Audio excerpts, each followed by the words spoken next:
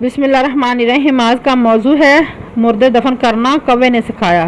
جب قابیل نے حابیل کو قتل کر دیا تو چونکہ اس سے پہلے کوئی آدمی مرا ہی نہیں تھا، اس لیے قابیل حیران تھا کہ بھائی کی لاش کو کیا کروں۔ چنانچہ کئی دنوں تک وہ لاش کو اپنی پیٹھ پر لاد پھرا۔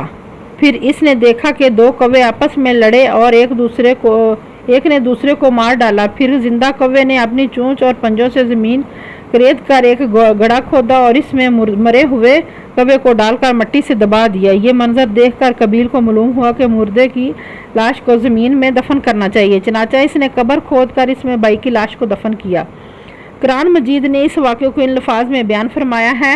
ترجمہ: اور پھر اللہ نے ایک کوا بھیجا زمین کریدتا ہوا کہ اسے دکھا دے کہ وہ اپنے بھائی کی لاش کو چھپائے۔